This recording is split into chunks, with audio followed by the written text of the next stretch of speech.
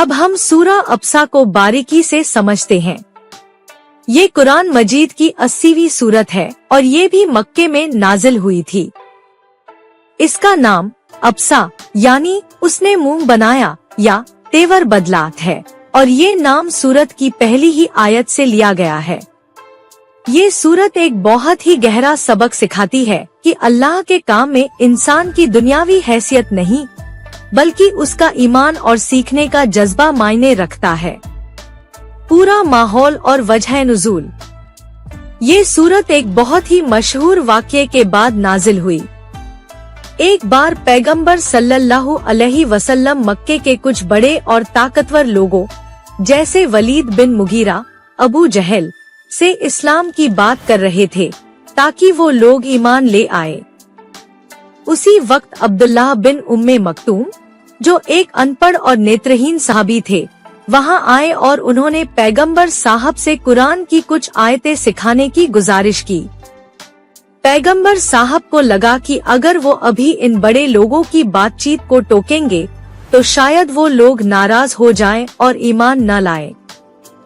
इस वजह से पैगंबर साहब ने उन नेत्रहीन सहाबी की तरफ पूरा ध्यान नहीं दिया और उनसे कुछ नाराजगी का भाव रखा। इसी पर ये सूरत नाजिल हुई जिसमें सीधे पैगंबर साहब को टोका गया और उन गरीब लोगों की अहमियत बताई गई जो सीखने के लिए दिल से आते हैं। सूरत की तशरीह, व्याख्या और उसके अंदरूनी पहलू। सूरत की शुरुआत ही एक सीधे सवाल से होती है, ए पैगंबर, उस शख्स पर आपको एतराज क्यों हुआ जो आपके पास दौड़ा चला आया, यानी उस नेत्रहीन सहाबी पर जो ज्ञान हासिल करने के लिए जीजान से आ रहे थे। फिर आगे कहा गया, और आप उस शख्स से बेपरवाह हो गए जो खुदा से डरता है। ये सीधा इल्तिजाम था कि जो शख्स ताकतवर है लेकिन ईमान नहीं ला रहा, उसकी तरफ तो पूरा ध्यान है, और जो ईमान लाने और सीखने को तैयार है उसकी तरफ से बेपरवाही बढ़ती जा रही है। फिर सूरत में समझाया गया कि ये कुरान एक नसीहत है, तो जो चाहे इसे याद करे। ये लौह महफूज सम्मानित पन्नों में लिखी हुई है जो बहुत ही पाक और साफ सुथरी है, जिन्हें लिखते हैं लिखने वाले जो बहुत ही इज्जत वाले और नेक हैं। इसके बाद सूरत में इंसान को याद दिलाया गया है कि उसकी शुरुआत क्या थी।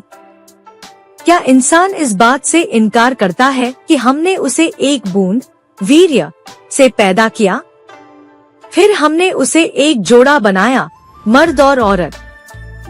क्या वह ये कहता है कि वह खुद अपने आप को दोबारा जिंदा कर सकेगा? उसने तो अपने खाने रोजी का नाम तक नहीं रखा। यानी इंसान इतना कमजोर है कि वह अपनी रोजी भी खुद पैदा नहीं कर सकता, फिर दोबारा जिंदा होने का दावा कैसे कर सकता है? फिर सूरत में अल्लाह की कुछ निशानियां गिनाई गई हैं, जो इंसान को रोज देखने को मिलती हैं, जैसे अनाज, अंगूर, सब्जी, जैतून, खजूर, फल और चारा। ये सब कुछ तुम्हारे और तुम्हारे जानवरों के फायदे के लिए है।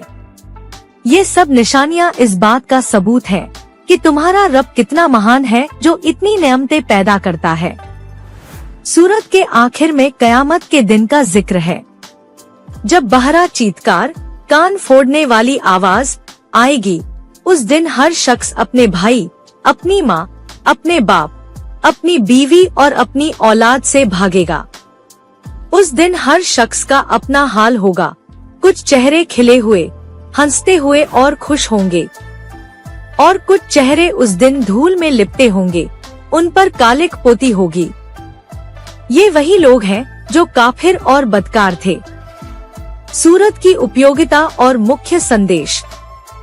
ये सूरत हर इंसान के लिए बहुत काम की सीखें रखती है। सबसे पहले तो ये हमें ये सबक देती है कि अल्लाह के दीन के काम में किसी के दिखावे, दौलत या हैसियत को नहीं, बल्कि उसके दिल के हाल और सीखने के जज्बे को देखना चाहिए। दूसरा, ये सूरत इल्म, ज्ञान की तालीम की अहमियत बताती है और उन लोगों को तरजीह देती है जो सीखने के लिए दिल से आते हैं। तीसरा, ये सूरत हमें हमारी पैदाइश की हकीकत याद दिलाती है ताकि हम घमंड न करें और अल्लाह की कुदरत के आगे झुक जाएं। आखिर में ये सूरत हमें कयामत के दिन का डर दिखाकर चेतावनी देती है कि असली कामयाबी उस दिन उन्हीं के हिस्से आएगी जिन्होंने ईमान को अपनाया और नेक अमल किए। निष्कर्ष, सूरह अब्सा एक ऐसी सूरत है जो इंसान को उसकी गलती पर टोकती है और उसे सही राह दिखाती है। ये हमें बताती है कि अल्लाह के यहाँ कोई बड़ा छोटा नहीं है, बल्कि वह उस इंसान को पसंद करता है जो उससे डरता है और उसके ज्ञान को पाने की कोशिश करता है। इस सूरत को पढ़कर इंसान के दिल में गरीबों, मजबूरों और सीखने वालों के लिए इज्जत और मोहब्बत पैदा होती है। वो समझ जाता है कि दुनिया की चकाचौंध में आकर किसी सच्चे मोमिन को नजरअंदाज करना बड़ी गलती है। ये सूरत दिल को नर्म कर देने वाली और इंसान को एक बेहतर इंसान बनने की तरफ ले जाने वाली सूरत है।